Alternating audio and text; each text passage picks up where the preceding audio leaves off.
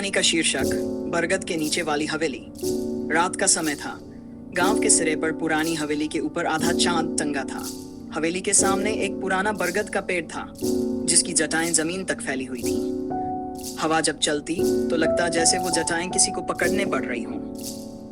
लोग कहते थे कि उस हवेली में कोई रहता नहीं, पर फिर भी वहां से अक्सर आवाजें आती थीं, किसी के चलने की, किसी के रोने की और कभी-कभी किसी के हंसने की भी। गांव के बच्चे तो उस ओर खेलना भी छोड़ चुके थे। लेकिन एक दिन शहर से एक नौजवान लड़का आया, आदित्य। वह अपने नाना के पुराने घर को देखने आया था जो उसी हवेली के पास था। गांव के लोग उसे चेतावनी देने लगे, ओपन कोर्ट बेटा, शाम ढलने के बाद बरगद के नीचे मत जाना, वहां जो दिखता है वो इंसान नहीं है। Close court. आदित्य हंस दिया, अरे बाबा, भूत वूत कुछ नहीं होता, सब अंधविश्वास है। Close court. शाम होने लगी, आसमान में धुंधलापन उतर आया। आदित्य हवेली के पास गया अपने कैमरे से तस्वीरें लेने के लिए। बरगद के नीचे एक टूटी चारपाई रखी थी और दीवारों पर उखड़ा हुआ चूना अब किसी पुरानी किताब की तरह दिख रहा था। जब उसने पहला फ्लैश मारा तो कैमरे की स्क्रीन पर कुछ अजीब दिखा। बरगद के नीचे कोई परछाई खड़ी थी। उसने पलटकर देखा, वहां कोई नहीं था। वह थोड़ा हंसा, शायद मेरा भ्रम है, और आगे बढ़ गया। लेकिन जैसे जैसे वो हवेली के अंदर गया, सन्नाटा बढ़ता गया। हवा भारी लगने लगी और दूर किसी कमरे में से पायल की हल्की छनक सुनाई दी। Open coat. कोई यहाँ है? उसने आवाज लगाई। बस पायल की आवाज जरा पास आई। Close coat. वह धीरे धीरे उस कमरे की ओर गया। दरवाजा चरमराया। अंदर धूल में ढकी एक पुरानी झूला कुर्सी थी जो अपने आप हिल रही थी, और दीवार पर एक पुराना आईना जिसमें सिर्फ आदित्य की परछाई नहीं, एक और चेहरा नजर आ रहा था। एक औरत का चेहरा, लंबा घूंघट, लाल बिंदी और आंखों में गहरा सूनापन। आदित्य पीछे हटा, पर उसके पैर किसी चीज में उलझ गए। उसने नीचे देखा, जमीन पर वही पायल पड़ी थी। आईने में वह औरत अब धीरे धीरे मुस्कुरा रही थी। कमरे में ठंडी हवा चली और दरवाजा अपने आप बंद हो गया। आदित्य ने दरवाजा खींचा, नहीं खुला। उसने मोबाइल निकाला, पर नेटवर्क नहीं था। फिर अचानक आईने में वह औरत उठी और छत से आईने से बाहर निकल आई। आदित्य चीखा और हवेली से भागा। जैसे ही बरगद के पेड़ के पास पहुंचा, उसकी सांसें तेज चलने लगी। उसने पीछे देखा, कुछ नहीं था। वह पेड़ के नीचे खड़ा होकर पानी पीने लगा, लेकिन तभी किसी ने उसके कंधे पर हाथ रखा। उसने पलटकर देखा, वही औरत। वह फुसफुसाई, ओपन कोट। इतने सालों बाद कोई आया है मेरा नाम सुनने के लिए। Close coat. आदित्य ने कांपते हुए कहा, कौन हो तुम? वह बोली, ओपन कोट, मैं इस हवेली की बहू थी। मेरे पति ने मुझे इसी बरगद के नीचे जला दिया था। अब जो यहाँ आता है, मैं उसे अकेला नहीं जाने देती। Close quote. उसकी आवाज अचानक कठोर हो गई। Open quote. तुम भी अब यहीं रहोगे मेरे साथ। Close quote. बरगद की जटाएं हवा में लहराईं और एक पल में जैसे किसी ने आदित्य को कसकर पकड़ लिया। उसकी चीख हवा में गूंज उठी और फिर सब शांत। सुबह गांव के लोग आए। उन्होंने देखा, बरगद के नीचे आदित्य का कैमरा पड़ा था, पर वो खुद कहीं नहीं था। कैमरे की स्क्रीन टूटी हुई थी, पर उसमें आखिरी तस्वीर साफ थी। बरगद के नीचे आदित्य खड़ा था और उसके पीछे लाल साड़ी वाली वही औरत मुस्कुरा रही थी।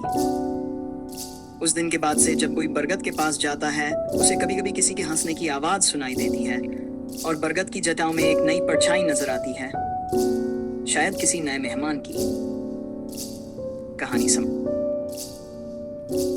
कहानी का शीर्षक मास्टर जी की आखिरी क्लास। रात का समय था। पहाड़ों के बीच बसा छोटा सा कस्बा भैरवपुर काले बादलों से ढका हुआ था। आसमान में बिजली चमक रही थी और नीचे घाटी में एक पुराना स्कूल खंडहर बन चुका था। कहा जाता था कि वो स्कूल कई सालों से बंद है, लेकिन वहां से अब भी किसी बच्चे के हंसने और पढ़ाई करने की आवाज आती है। शहर से कुछ छात्र फिल्म बनाने आए थे, अमन, रीना, सौरभ और किरण। उन्होंने तय किया कि वे उस पुराने स्कूल पर एक डॉक्यूमेंट्री बनाएंगे। गांव वालों ने उन्हें बहुत समझाया, ओपन कोट बेटा, रात में वहां मत जाना, वहां मास्टर जी अब भी बच्चों को पढ़ाते हैं, बस वो बच्चे अब दिखते नहीं। पर युवा जोश हमेशा डर से बड़ा होता है। वे चारों शाम होते होते स्कूल पहुंचे। लोहे का फाटक जंग से जकड़ा हुआ था। जब सौरभ ने उसे धकेला तो चीख की आवाज हुई, जैसे कोई रो रहा हो। अंदर घुप अंधेरा था।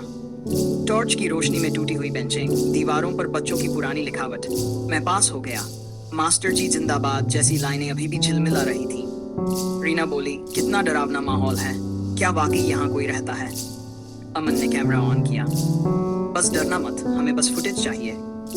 जैसे जैसे वे आगे बढ़े, हवा और ठंडी होती गई। गलियारे में झूलता पुराना पंखा अपने आप हिल रहा था, जबकि हवा बिल्कुल नहीं थी। रीना ने कहा, रुको, किसी ने ब्लैक बोर्ड पर कुछ लिखा है। उन्होंने टॉर्च मारी। बोर्ड पर सफेद चौक से लिखा था, आज का पाठ, मौत से भागा नहीं जाता। किस नहरे पीले पड़ गए। सौरभ की आवाज कांप रही थी। शायद कोई मजाक कर रहा है। अमन ने हिम्मत दिखाने की कोशिश की। तभी गलियारे में किसी के कदमों की आवाज आई, धीरे धीरे, जैसे कोई सख्त जूते पहनकर चल रहा हो। और फिर ब्लैक बोर्ड खुद ब खुद मिट गया। किरण चीख उठी। टॉर्च गिर पड़ी और फर्श पर घूमने लगी। जब उन्होंने दोबारा टॉर्च उठाई तो सामने दरवाजे पर कोई खड़ा था। सफेद कुर्ता पायजामा, आंखों पर मोटे चश्मे और हाथ में पुरानी लकड़ी की छड़ी।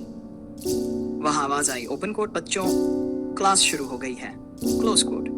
चारों जम गए। वो आदमी आगे बढ़ा और जैसे ही टॉर्च की रोशनी उसके चेहरे पर पड़ी, उन्होंने देखा उसके चेहरे का आधा हिस्सा जल चुका था। आप कौन हैं? अमन हकलाया। ओपन कोट, मैं मास्टर रघुनाथ, जो बच्चों को अधूरा नहीं छोड़ता। Close quote. उसने छड़ी हवा में उठाई और दीवारों पर बच्चों की परछाइयां दौड़ने लगी, जैसे वे फिर से क्लास में बैठे हों। हर बेंच पर किसी का साया था और वे सब एक साथ बोल रहे थे, ओ प्रेजेंट मास्टर जी। रीना ने कैमरा गिरा दिया। सौरभ दरवाजे की तरफ भागा, लेकिन दरवाजा अब वहां था ही नहीं, सिर्फ दीवार। मास्टर जी की छड़ी जमीन पर लगी। ठक ठक ठक, हर बार की आवाज के साथ लाइट टिमटिमाने लगी। फिर उसने कहा, ओपन कोट, जो आता है उसे अपना आखिरी सबक यहीं पूरा करना पड़ता है। Close quote. अगली सुबह गांव वालों को स्कूल का गेट खुला मिला। अंदर किसी का पता नहीं था। बस ब्लैक बोर्ड पर फिर से कुछ लिखा था, क्लास पूरी हुई, 4 नए बच्चे पास हुए। कोने में पड़ा कैमरा रिकॉर्डिंग कर रहा था। वीडियो में आखिरी आवाज थी, ओपन कोट, मास्टर जी हमें जाने दीजिए। और फिर एक सर्द भयानक हंसी जो धीरे धीरे हवा में घुल गई। समाप्त। खिड़की के पार। रात के लगभग 2 बजे की बात है। नीरा अपने कमरे में सो रही थी जब उसने खिड़की से हल्की रोशनी देखी। वह उठकर देखने गई। खिड़की के बाहर कोई नहीं था, बस आंगन में पेड़ों की छायाएं हिल रही थी। जैसे ही वह वापस बिस्तर पर आई, उसने महसूस किया कि उसके पैरों के पास कोई खड़ा है। उसने नीचे देखा, कोई नहीं, लेकिन अगले पल कमरे में हल्की फुसफुसाहट सुनाई दी, ओपन कोट, मैं यहाँ हूँ।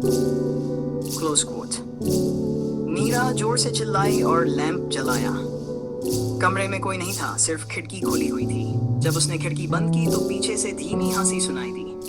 नीरा पलटकर देखने की हिम्मत नहीं कर पाई। कहानी समाप्त।